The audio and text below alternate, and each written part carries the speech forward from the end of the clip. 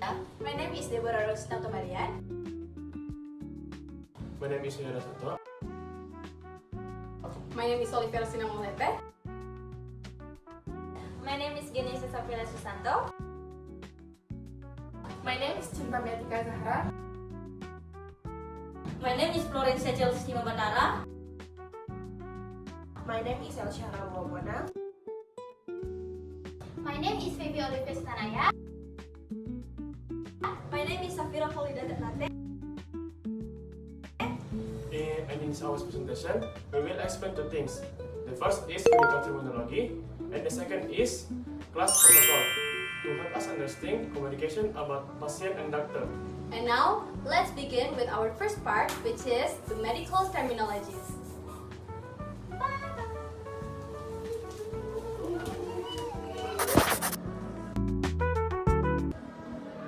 Okay everyone, this time my friend and I will explain the terminologies that we found together as a group in the video.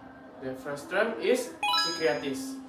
Psychiatrist. I know you've seen a couple of psychiatrists, and they said that you weren't. And from what I can see of you, I think that you are understandably low. Are doctor who specialize in mental health. They can diagnose mental disorders like depression, and they can also give medicine to help the patient. Now, let's move on to the next term. And now I will give it to Olivia. Thank you, Yoyada. Now we're going to talk about the second term we found, which is illness. Illness The timeline of this long illness and your dialysis. means a disease or a medical condition that makes a person unwell. In the conversation, the patient has a long illness, which means a chronic disease. And now, I'll pass it to Chelsea.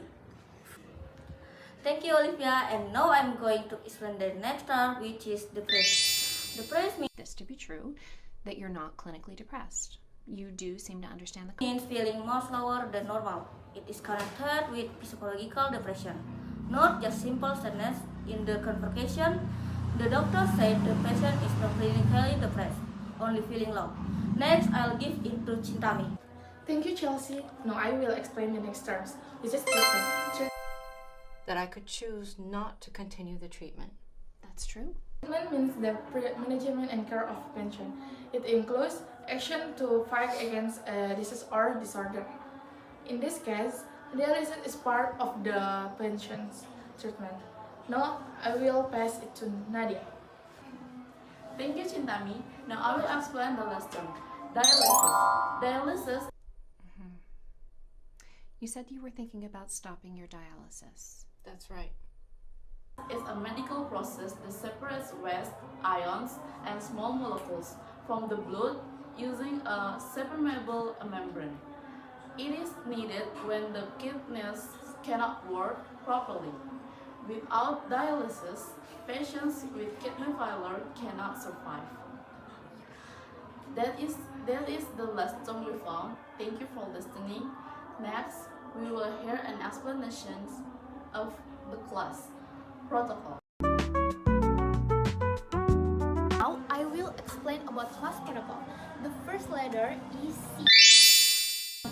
C for context. The context is a serious medical conversation between a patient and healthcare professional. The patient has a long illness and is on dialysis. The main issue is that the patient is thinking about stopping dialysis, which will lead to death.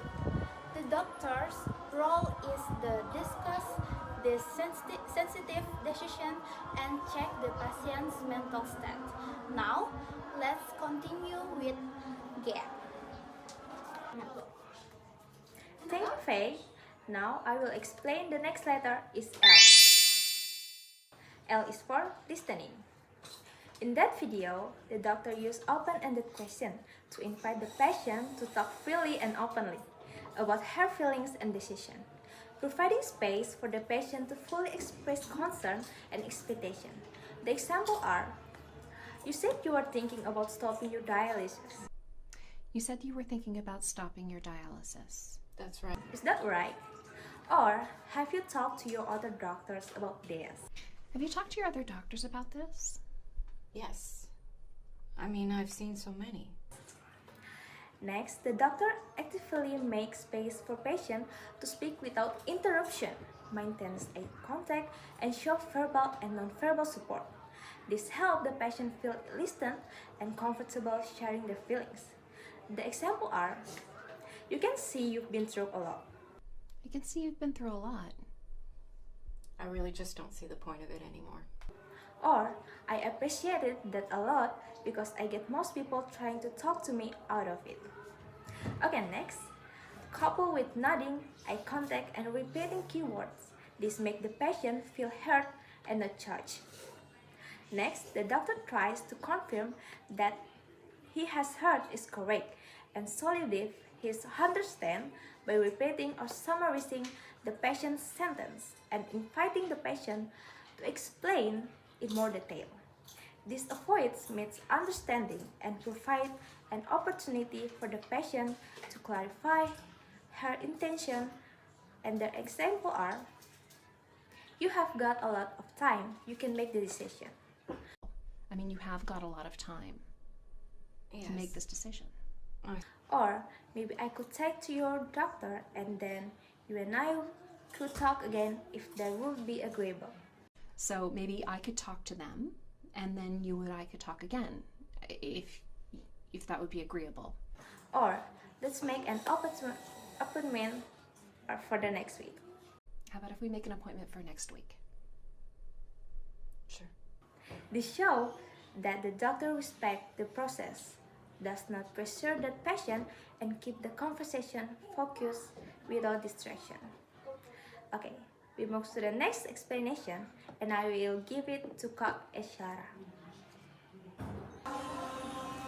Thank you, Gea. Next, I will explain about acknowledge.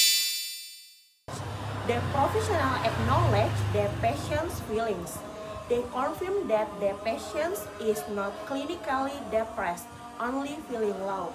They also recognize that the patient understands the consequences and can make decisions. This shows respect for the patient's feelings and conditions. Next, I'll give it to Safira. Thank you, Kak Elsyahra, and I will explain the letter A.